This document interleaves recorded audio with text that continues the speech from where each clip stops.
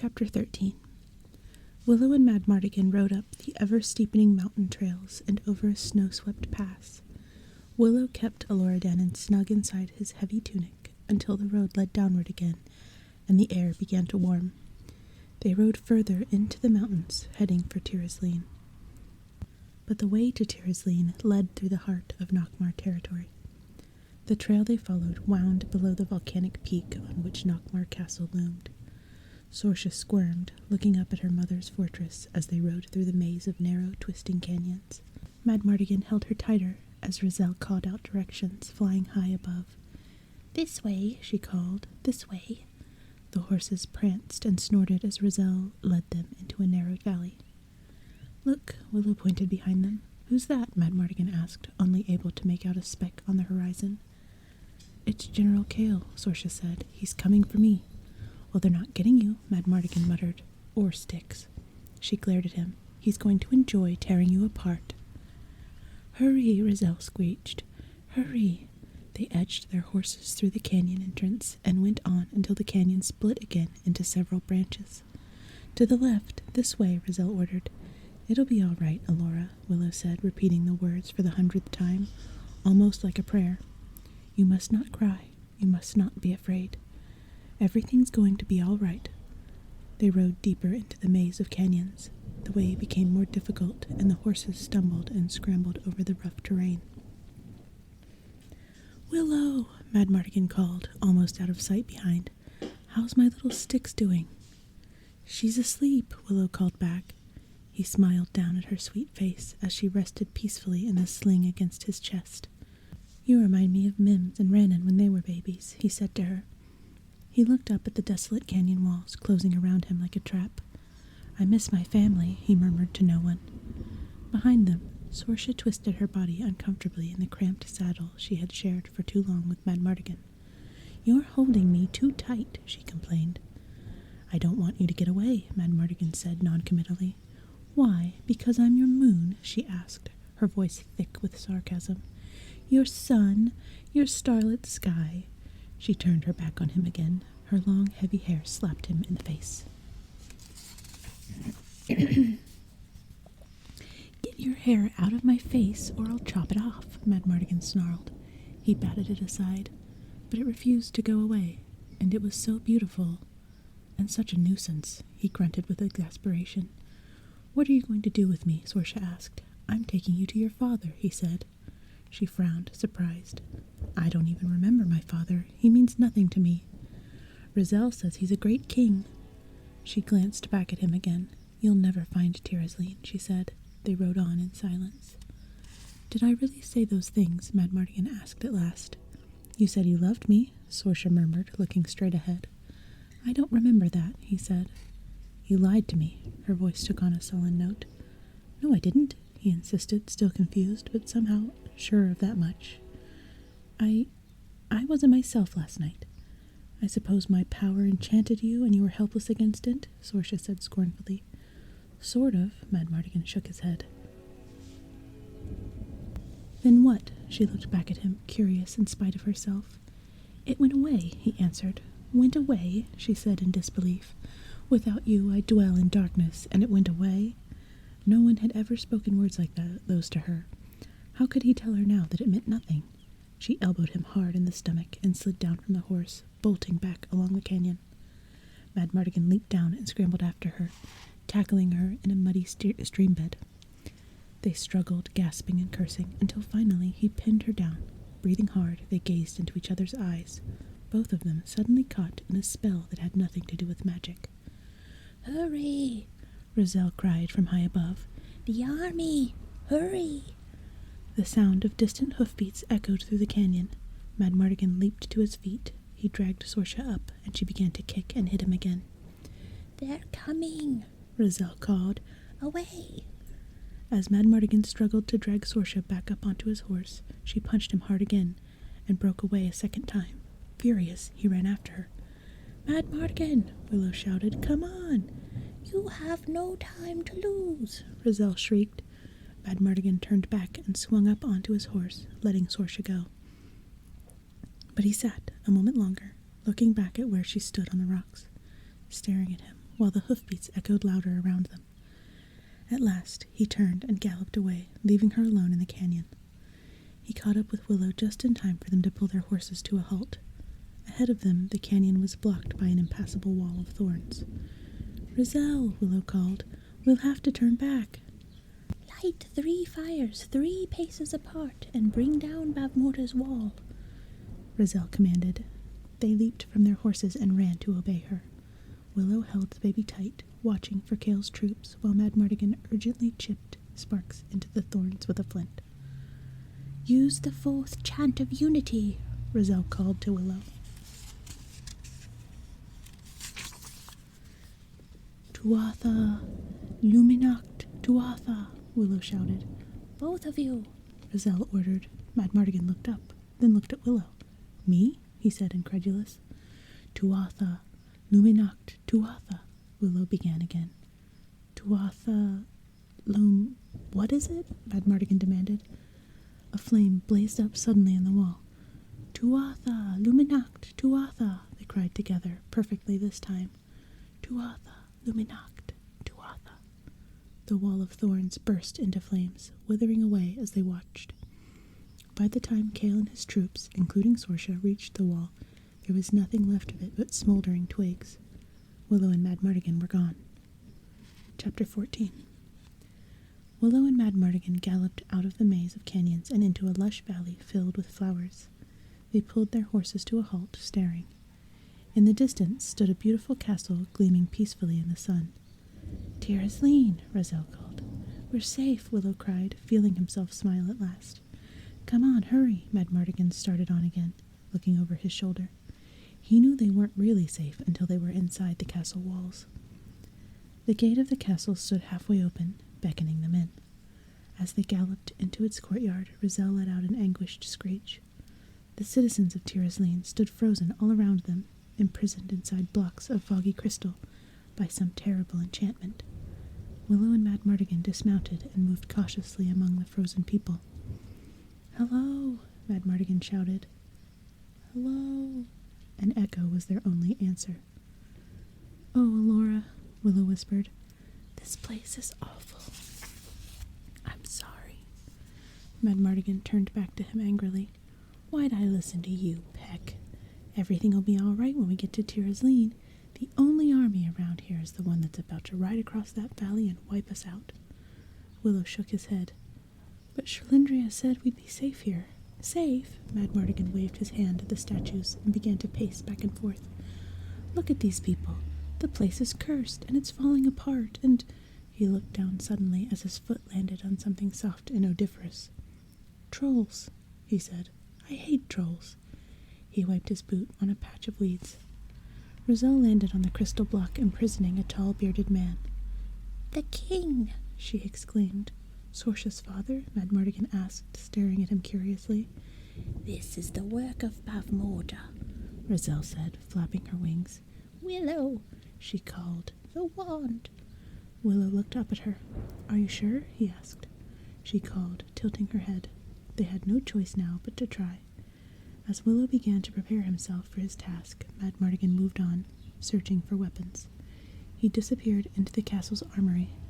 Willow began to chant. "Hurry, Willow," Rizal urged. "Transform me." Willow fumbled, unnerved, and almost dropped the wand. "I can't do it, Rizal. I'm just not a sorcerer." "But you can be," Rizal said fiercely. "And you must. Speak and be one with the words." Willow took a deep breath. "Grinan, Luatha, Tai Thondra, Pierce Star," he recited, grimacing as pain began to burn along his arm. A sudden noise broke his concentration, and he glanced away, out of the castle gates. Kale and his army were thundering toward them across the valley, trampling the flowers underfoot, blowing battle horns, and flashing their weapons. Sorsha rode with them, her long red hair streaming behind her. He stopped chanting. "Willow!" Rizal screeched. Willow turned back and gasped in shock. Instead of a raven, Rizal stood before him now in the form of a goat. He took a step toward her, but she bolted away. "Wait, Rizal," he shouted. "Come back." "Willow, you idiot!" Rizal bleated. and disappeared among the castle's crumbling walls. Willow turned away in despair and went looking for Madmartigan. He found him up on the castle wall, readying a catapult. For a moment, Willow stopped, not sure that he was really seeing his companion. Madmartigan gleamed in the sun, wearing the golden armor that had belonged to Tyroslene's king. It was the first time Willow had seen him in something other than rags. The change almost made his wildest claims seem true. Willow climbed the battlements as Madmartigan looked out over the wall at the approaching army. He glanced back as Willow came up beside him. "Arm that catapult, Willow," he ordered, with the unthinking command of the leader in his voice. He had already set up several booby traps around the courtyard. He ran to the gates, heaved them shut, and bolted them just as Kale's troops reached the walls. Madmartigan grunted in relief and turned around. He stopped when he found a goat looking at him curiously. "Good work, Madmartigan," the goat said. "Roselle?" Madmartigan asked. "What happened to you?" The goat glanced scornfully at Willow on the battlements. Willow looked down at them and shrugged. Kale's voice, ordering his men to find wood for a battering ram, reached them from outside the walls. Madmartigan ran back across the courtyard, determined to set up all the defenses he could while there was still time. Willow followed Madmartigan's orders as best as he was able. He had always been a farmer, never a soldier, but hauling rocks was something every farmer knew about, and so he heaped rocks in piles by every catapult. He searched the crumbling ruins for more ammunition, wandering further and further into the shadowed corners of the castle. As he reached for a stone, a hideous face suddenly swung down from nowhere and leered at him, hanging upside down with fangs dripping. "A troll!" Willow screamed and ran, bolting across the wooden bridge to the inner keep. He heard the troll start after him. The door at its far end was locked. Trapped there, he looked frantically around. The troll was nowhere in sight, but he could still smell it. It was somewhere close by, but where? Willow carefully laid Aloradan down in the rain gutter. A battering ram crashed into the gates, making the castle walls reverberate. Willow looked out across the courtyard and saw the gates begin to splinter as it smashed into them again and again. As he watched, the gates crashed open and the Nockmar army poured through. Madmartigan took aim with his crossbow from the battlements, picking Kale's soldiers off as fast as he could fire. A huge hairy form swung up onto the bridge. Its hands closed around Willow, dragging him back toward its gaping mouth. The troll had found him. "You are not eating me," Willow shouted. He punched the troll right in the nose. Startled, the troll dropped him and backed away, growling. But Willow was still trapped. From somewhere below him, Roselle called, "Willow, use the wand." As the troll lurched toward him again, Willow pulled out Sherlandria's wand and whacked it on the head. "Avagdu, stracht," he shouted. The troll began to disintegrate before his eyes, changing into a blob of fetid, oozing jelly. Wondering what his magic had conjured up this time, Willow kicked the blob off the bridge, hoping that no one would notice. It splashed into the moat below, and the water began to bubble and swirl. Willow watched with dread. Madmartigan fired a catapult filled with spears and arrows, driving back the Nockmar troops. But they surged inexorably forward again. All of Madmartigan's deadly traps and valiant swordplay only slowed their inevitable advance. Madmartigan gave ground inch by inch as they herded him back toward the moat. Cornered and surrounded, he prepared to go down fighting. But suddenly, the Nockmar troops stopped, their faces terrified, and began to back away. Madmartigan stared and then grinned. They were afraid of him.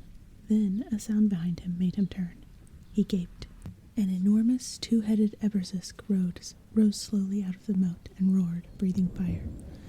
Willow's transformation of the troll was complete, and far too successful. The Nockmar troops turned and ran. Not having any other choice, Madmartigan ran with them. The Eberzisk exhaled fire in all directions, making an inferno of the courtyard. Willow huddled at the end of the bridge, shielding Aloradan as the center of the bridge burst into flames. At the bridge's far end, he saw Madmartigan, trapped with the entire Nockmar army. Madmartigan looked around frantically and saw Sorsha on the battlements above. She stood frozen, looking back at him. Kale caught sight of him too and roared, "After him!" Madmartigan whirled and ducked into a drain tunnel. Then one of the Ebersisk's 2 heads suddenly turned toward Willow. It roared, sending a blast of flames his way. Willow flung himself down, sheltering the baby with his body and expecting instant death. But luck was still with him. A gargoyle deflected the flames. The Ebersisk turned away again to face the attacking army with both its heads. Willow sat up slowly, surprised that he was still alive. He peered over the bridge at the battle below and cried out as another pair of huge hairy hands grabbed him from behind. He spun around and found another troll. He struggled free of its clutches and ran, but there was nothing ahead of him except a wall of flames. The troll loped after him along the bridge, licking its chops. Madmartigan clambered out of the drainage tunnel's end, firing arrows back down at the pursuing soldiers. He looked up as he heard Willow's cry and saw Willow and the baby trapped on the bridge. Willow jabbed a flaming stick at the troll, then suddenly reached into his pocket. He flung another magic acorn at the troll, and missed. A second troll dropped down out of the battlements behind him. "Madmartigan, help!" Willow cried. Madmartigan threw him his broadsword. Willow caught it, lifted it over his head as the troll in front of him started forward, and lost his balance, pitching backward under its weight. The sword came down with a heavy thud on the troll in back of him instead, knocking it off the bridge. Madmartigan catapulted onto the bridge and killed the other troll. In the courtyard below, Sorsha battled the Ebersisk with the rest of Gale's troops, forgetting Madmartigan and everything else until suddenly she found herself standing by a strangely familiar figure, encased in enchanted crystal. Then she recognized her father. She stared as the figure seemed to move, turning toward her. "Sorsha," he whispered. "Father," she murmured, horror-struck. "Sorsha," he gasped. "I'm alive. Help me. Help me. Help me."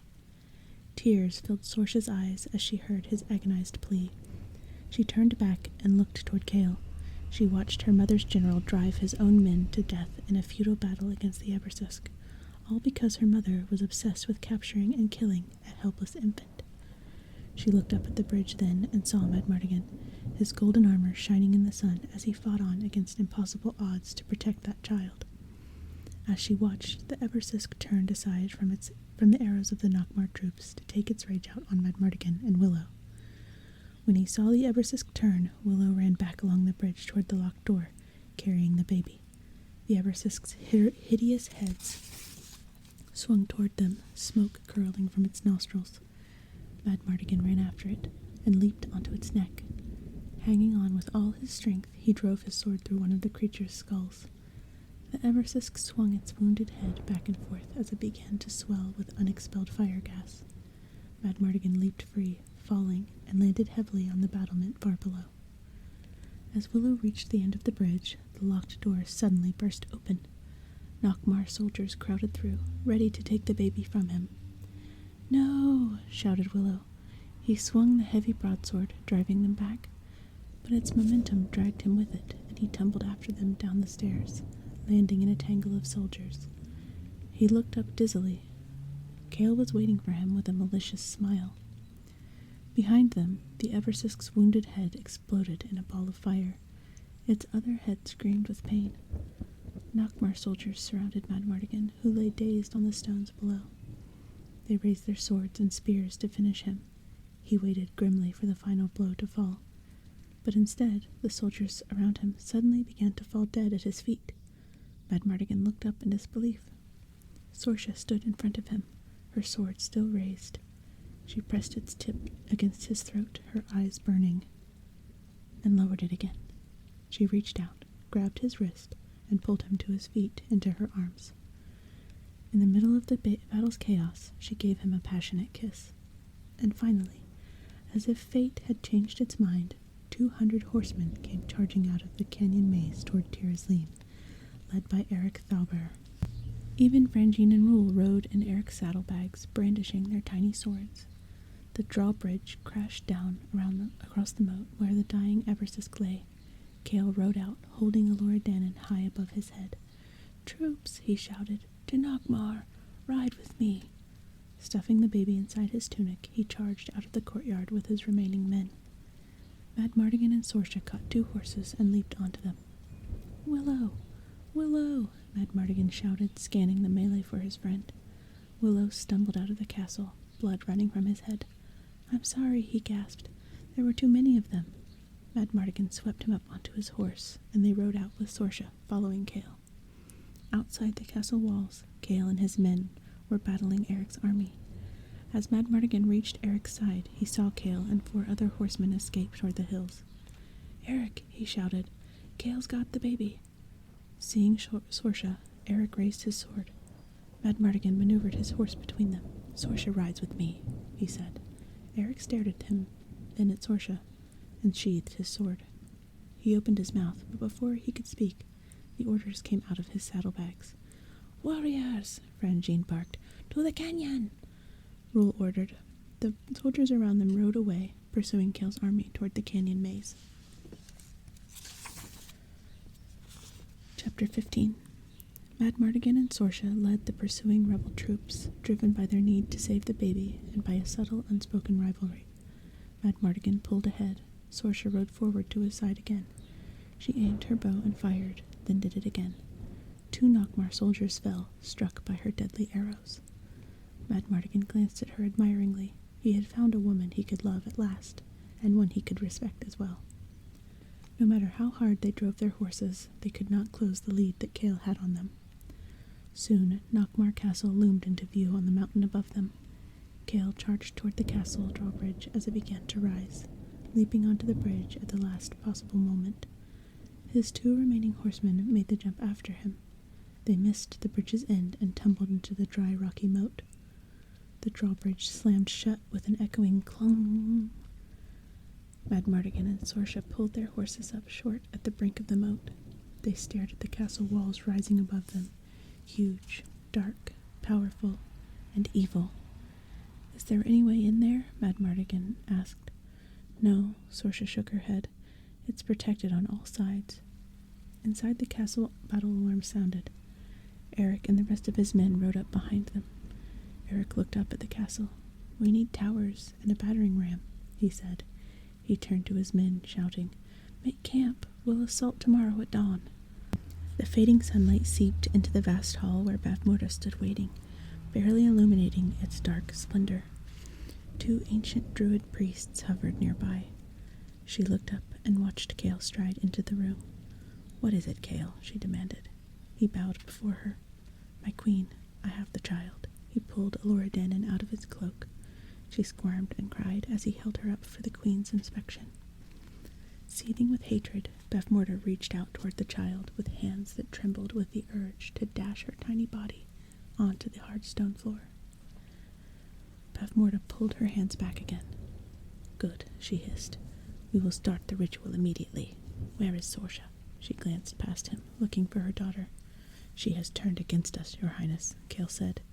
"Turned against me?" she snarled. In her hate-twisted mind, she felt only the burning need for revenge. "I'll deal with that little beast. Purify the altar." The druids took the crying baby from Cale as Bavmorda stormed out of the room. The Tirazline army pitched its tents on the rugged slope outside the castle and began preparations for the next day's battle. As they settled in, a presence darker than the night seemed to fall on them like a fog. They looked up in fear. High above them on the castle wall stood Bavmorda, illuminated by the torchlight. The flickering light made the hideous, deformed minions who surrounded her look even more ghastly and terrifying. She looked down at them and laughed. "This is not an army," she cried. "Willow, quick, hide," commanded Rizal, still in the form of a goat. She butted him into a tent out of Bavmorda's view and followed him inside. "The shelter chant," she commanded. "Protect yourself." "Why?" Willow asked. "Do it," she said fiercely. Willow took the magic wand from beneath his tunic and began to chant. Outside the tent, Madmartigan stood gazing up at the queen. "We've come for Alora, he shouted. "Turn her over to us." Bavmorda laughed. "You dare to challenge me? You are not warriors. You're pigs. Nochlith, Fokbar, Toa, Thona, Mondar." The air crackled with power as she cast her spell over the Tyrosline army. Madmartigan's body began to contort and change, splitting his army and transforming into something unspeakably alien. "You're all pigs!" Bavmorda shrieked. "Cawthorn, Lakdar, Badg!" Around Madmartigan, the rebel soldiers panicked and ran, but there was no escape. One by one their bodies began to expand and contort. Ripping out of their armor and clothes, their weapons and shields fell to the ground, useless. "Mother, no!" Sorsha screamed. Bavmorda glared down at her daughter. "You've made your decision," she said coldly. "I warned you never to disobey me. Don't do this to us," Sorsha pleaded. But Bavmorda's finger found her, and she began to mutate like the rest. The mountainside became a sea of writhing flesh as the entire Tyrosline army was transformed into a herd of swine. Smiling with vengeful satisfaction, Bavmorda wrapped her cloak around her and went back inside. She climbed endless stairways to the highest, most secret chamber in the castle and threw open its door. Above a sacrificial altar made of shining copper, the druids were binding the crying baby with a leather thong. "Begin the ritual, now," she ordered. "Light the first candle." A druid lit one of 13 enormous candles that ringed the altar. Bavmorda looked up, glaring at the night sky through the large circular hole in the chamber's roof. "Come, thunder," she cried. "Come, lightning. Touch this altar with your power." Lightning flashed in the darkness. She smiled. One druid placed the baby on the altar as the other struck a gong once. "Dark runes, dark powers," Bavmorda chanted. "Blend and bind, bind and blend. Universal night and the might of Nockmar." A gleaming knife appeared suddenly in her hand. Holding it, she grazed her palm, and blood welled out. Lightning flashed again, coming closer. Outside, in the Tyrosline camp, Willow Ufgood was also chanting, his eyes closed in perfect concentration. "Avagdu, Luatha, Bairnoff, Herfermore." "It's safe now," Rizal said. "You did well." Willow opened his eyes and looked around in surprise as he heard strangely familiar grunting noises. He went to the tent entrance, almost afraid to look out. There was no army outside. Amid the tents and fallen weapons, hundreds of pigs wandered, and 2 small piglets, which could only be Franjean and Rool. As he recognized them, the realization of what had happened to the entire Tyrosline army struck him, and he fell to his knees. "I've come all this way, and now Aloradannon's going to die," he cried in despair. "We can still defeat Bavmorda," Rizal said fiercely. He shook his head. "She's too powerful, Rizal." She stamped the ground with her hoof. "Transform me," she ordered. "I will destroy her. Hexagram." Willow pulled himself together and picked up a sword. He drew a hexagram around Rizal and stepped outside it. He picked up his wand and began the transformation chant. "Elements of eternity, above and below," he recited. "Balance of essence, fire begets snow." Rizal began to change before his eyes. He struggled to hold on to his concentration, trying not to watch, but only to do, faltering and regaining his control. "Don't give up," Rizal pleaded, her voice as distorted now as her body. "Willow," she cried as she almost materialized into a grotesque, partly formed creature, then into a deer, then into a recognizable human form, and finally into herself. Rizal stood before him in the flesh at last, an aged woman who had clearly been beautiful in her youth, but who had grown old without realizing it, held captive inside Bavmorda's enchantment. Willow covered her unclothed body with a simple smock. "Rizal," he called gently when she did not move. She looked down at her wrinkled, aged, spotted hands. "It's been so long," she murmured. "I'm sorry." Willow touched her arm. She looked up at him, her eyes filled with purpose again. She took the wand from his hand. "We've got a lot of work ahead, Willow. We must undo Bavmorda's sorcery." Willow pulled back the tent flap, and several pigs wandered in.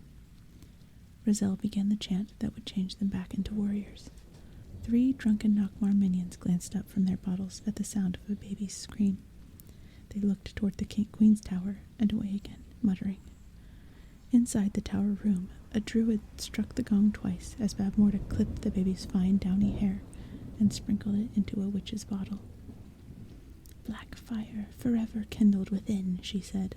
"Let the second rite begin." The bottle glowed and sparked, and the heavens answered with distant thunder.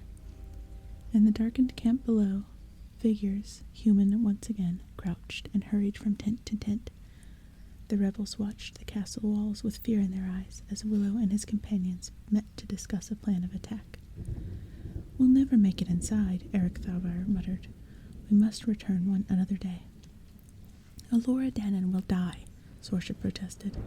"Upon 13 tolls of the gong," Rizal said, reminding them that there might not be another day. "Bavmorda is too powerful," one of the soldiers said. Other voices agreed with him.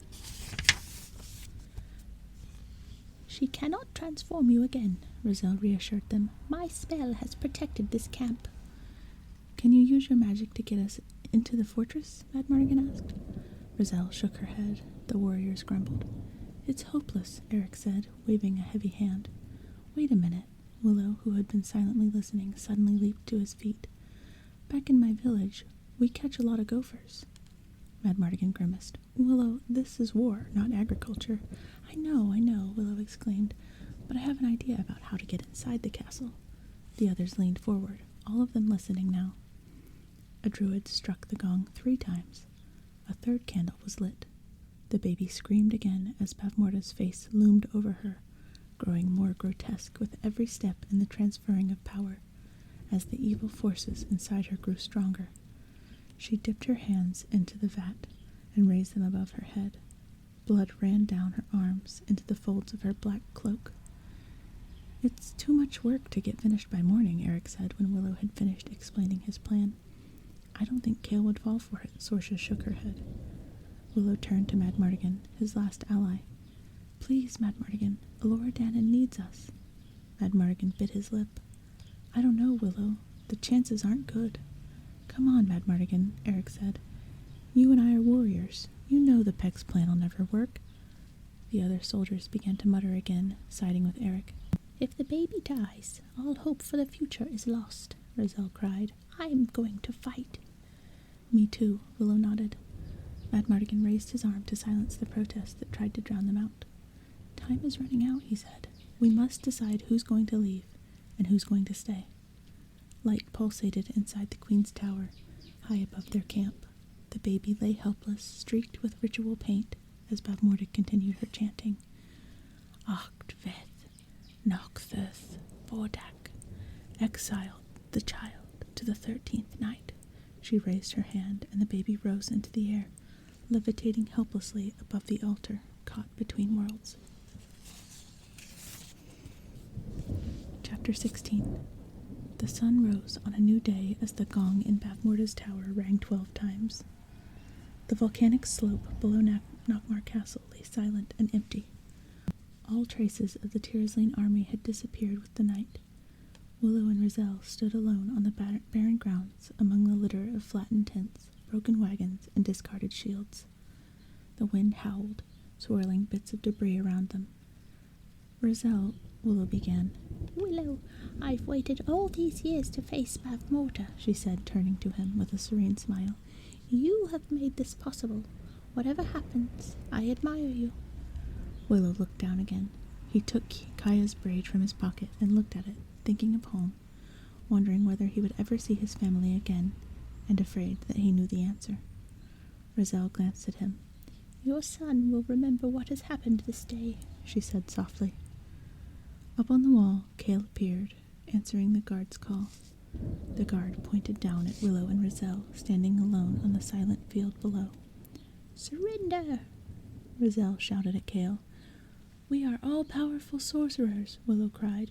"Give us the baby, or we will destroy you."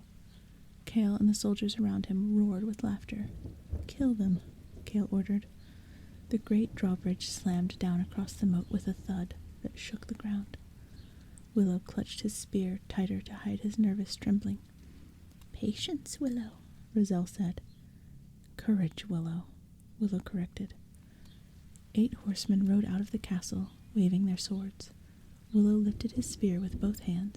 He brought it down hard on a war drum that lay in the dust beside him, and its booming voice echoed across the plain.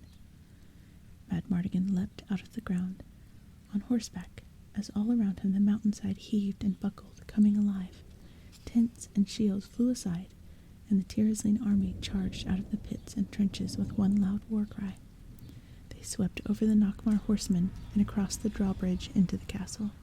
Eric scooped Willow onto his horse in passing, and Sorsha pulled Rizal onto hers. Together they rode into the castle. Madmartigan led the assault against the Nockmar minions who poured out of the gates and doorways to defend the fortress. Sorsha slid off her mount with Rizal. "Sorsha," Madmartigan shouted, "you are my moon, my sun, my stars." Sorsha turned, glaring at him. "Madmartigan, I mean it," he said. He leaped down from his own horse and gave her a kiss to last a lifetime. Then he swung back into the saddle and joined the battle. Sorsha looked after him for a long moment, with her fingers touching her lips. Then she led Willow and Rizal into the labyrinthine heart of the castle. Slowly they climbed the dark stairs that corkscrewed upwards to Bavmorda's tower. Light throbbed behind the door at the top. The sense of the terrifying, uncontrollable power gathering there grew stronger inside Willow with every step he took. A blood-curdling shriek echoed down the stairwell. The heavy door shuddered and banged as if something monstrous was trying to beat its way out. Willow fell to his knees on the stairs, paralyzed with fear. "I can't go on," he whispered. Rizal touched his shoulder. "It's all right," she murmured. "You don't have to." He watched the sorceress and Sorsha climb the last few steps to the door together. Inside the chamber, Bavmorda looked up suddenly as the door swung open behind her. The 12 candles around her blew out in a gust of wind. "Rizal," she whispered. She turned to face her challengers. Rizal and Sorsha recoiled when they saw the grotesque transformation already overtaking her. "Good," she hissed. "Now you will witness my greatest triumph." Sorsha stepped forward, her face filled with terror and grief, her hand outstretched. But the sight of her mother's terrible hatred stopped her. "Mother, Sorsha," her mother sneered. "You're pathetic." "She has discovered kindness, Bavmorda," Rizal said. Bavmorda grimaced. "Then you have seen your father." Sorsha nodded. "Yes, I have. He's alive." Her voice trembled. "I saw what you did to him." Bavmorda's fury contorted her monstrous face. "Traitor child," she spat. "I despise you." She waved a misshapen hand, and her druids attacked the 2 women. Sorsha stepped forward to meet them, defending Rizal, and killed them both with her sword. She hurried to the altar where the baby lay, as pale and silent as if she were dead, trapped in the coils of a spell. "I won't let you kill this child," she said. "Away!" Bavmorda shrieked. "Avagu struck." Lightning flashed overhead as Sorsha lunged for the baby. Bavmorda's spell exploded around her, lifting her into the air and sweeping her back across the room toward a wall of spikes. An invisible hand caught Sorsha inches from the spikes as Rizal's counterspell swept her to safety. Sorsha fell to the floor, unconscious. "You have gained strength, Rizal," Bavmorda murmured grudgingly. Rizal drew the wand from her clothing. "I have Shalantria's wand." Bavmorda sent an axe hurtling toward Rizal. Rizal raised her hand, stopping it in midair. "You cannot defeat our combined power," she answered. She willed the axe back at Bavmorda. Bavmorda raised her fist, and the axe exploded. "Elora Danan will be queen," Rizal said. The air crackled and sparked with clashing energies as the 2 sorceresses began their final struggle. Outside, in the castle yard, another battle to the death still raged. Madmartigan leaped free as his horse was shot out from under him, and scrambled to his feet, fighting for his life on foot now. Franjean and Rool scuttled between thudding boots, battling for their own survival. Above them, Eric fought his way up the battlements toward a vat of boiling oil. He reached it at last and tipped it down on a phalanx of attacking Nockmar soldiers. Cale roared a battle cry as he saw Eric and charged toward him with a sword and battle-axe swinging. Back in the tower stairway, Willow found himself moving on up the steps almost against his will. As he reached the half-open door, it throbbed and blazed with light. He leaped back, tiptoed forward again, and peered inside. Bavmorda gestured, and the gargoyles on the wall behind Razel shuddered and came to life. "There is no one who can match your sorcery, Bavmorda," Razel said cuttingly. "Except me, Bella Nacht." She spun around, blasting the gargoyles apart with her wand. "My ritual will negate the prophecy, Razel," Bavmorda snarled. "The child's energy will be exiled into oblivion. Struct!" She hurled a fireball at Razel, setting her ablaze. Razel held out the wand, casting a counterspell that quenched the flames and encased Bavmorda in ice. Willow tiptoed into the chamber and began creeping toward the baby on silent feet. "Verrucht! Verrucht!" Bavmorda cried.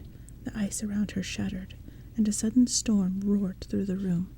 Willow dodged flying objects and showers of sparks. "Verrucht! Lithrak!" A pillar toppled on Razel, pinning her to the floor.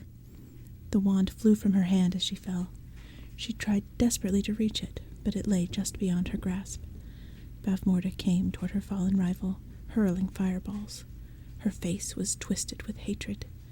"Hither Walha, Tuatha La," Razel chanted. The wand whipped into her hand, and she sent a blast of energy toward Bavmorda.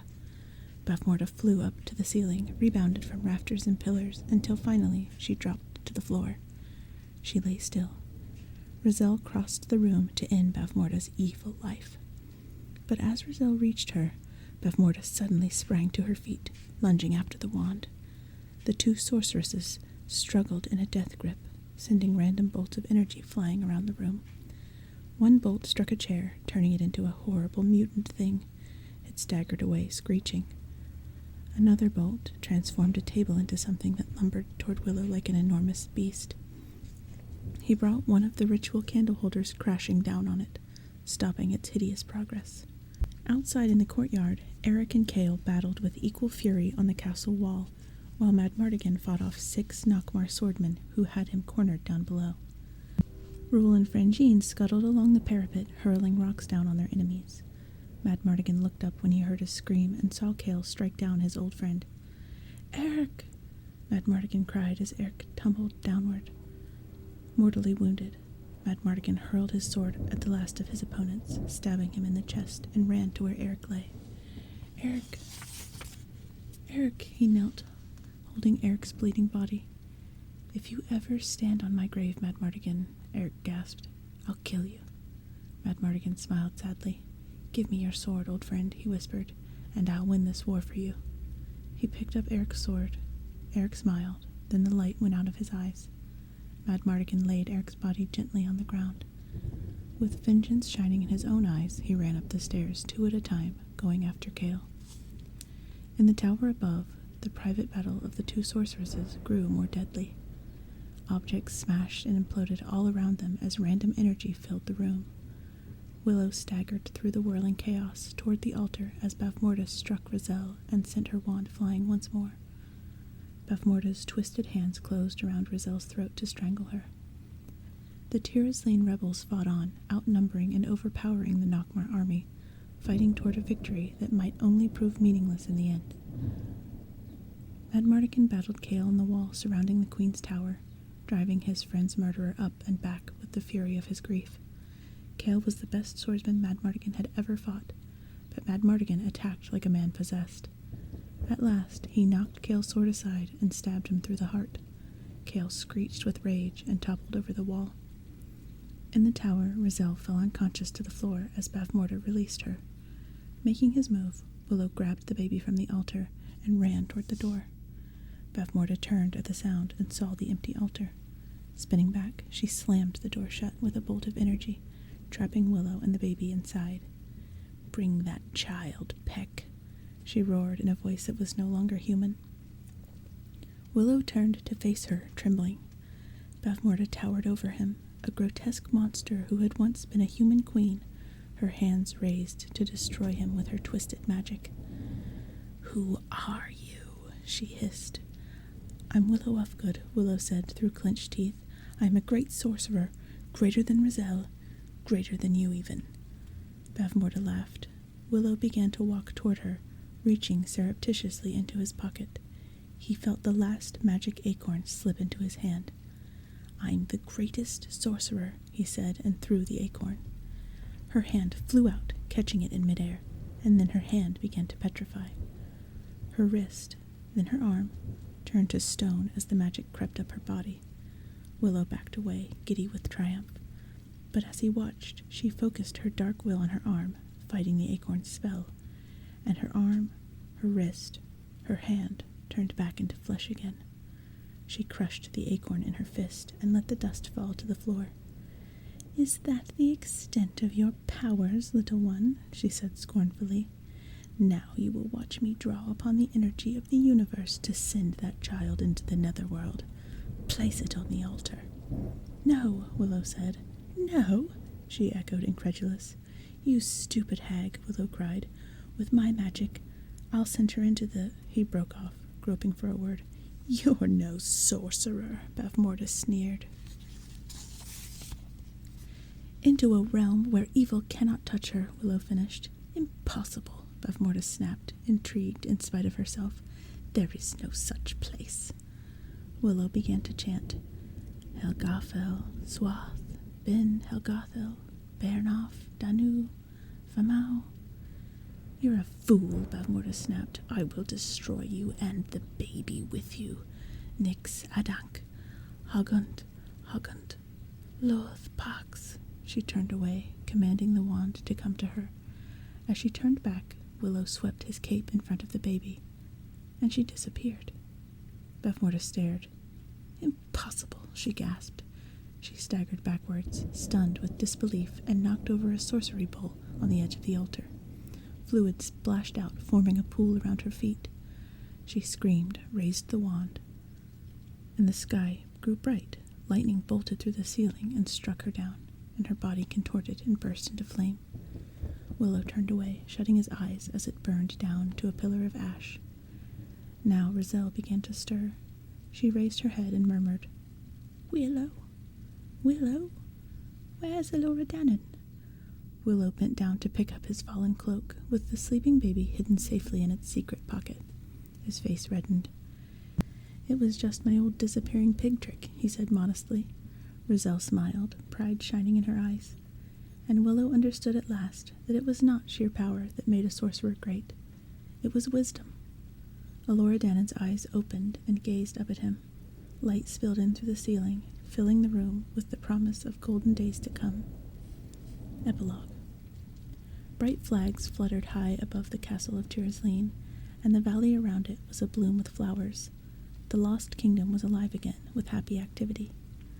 At the castle gate, Willow held the reins of a white pony, waiting to say his final goodbyes. The entire court of Tirisleen had gathered there to see him off. Madmartigan stood proudly beside Sorsha, who held the baby princess Elora Dannon in her arms. Sorsha's father, the king, stood at her other side. A trumpet sounded, and Rizal came forward from inside the castle, dressed in druid robes and carrying an ancient book. "Willow of Good," she said proudly, "take this book of magic. You are on your way to becoming a great sorcerer." Willow took the book, smiling at the applause all around him. He glanced down at a sudden movement near his feet and saw Franjean and Rool, dressed in uniforms that matched the best Tirisleen court finery. Neatly trimmed and looking quite civilized, they saluted him with their bright new swords. Madmartigan and Sorsha came forward with Elora Dannon. Madmartigan smiled, the gratitude in his eyes as much for the way Willow had turned his own life around as it was for Willow's part in saving their world. "Goodbye, Peck," he said fondly. Willow stood on tiptoe for one last look at Elora Dannon. She smiled at him too, waving and gurgling. He smiled back at her and gave her a kiss. "Farewell, Elora Dannon," he whispered. Madmartigan set him on the pony's back. They shook hands. Then Willow rode away across the valley of flowers, waving goodbye, knowing that the memory of all Tirisleen waving back at him was something he would carry with him as long as he lived. He rode home as fast as his pony would take him, but word of his arrival and his newfound fame got there ahead of him. As he rode into his village, he was surrounded by familiar faces, all greeting his return with wild cheering. Migosh ran up to him and embraced him, deliriously happy. "Willow!" a beloved voice called to him from above the noise of the crowd. Willow stood up in his stirrups. "Kaya!" he called. He leaped from his pony and ran to her. They met in mid-flight, kissed and embraced. Rhiannon and Mems ran up behind their mother, hugging both parents at once, until they were swept up in their joyful father's arms. The High Aldwin came forward, beaming with pride, for he had been proved right in his judgment of Willow's ability after all.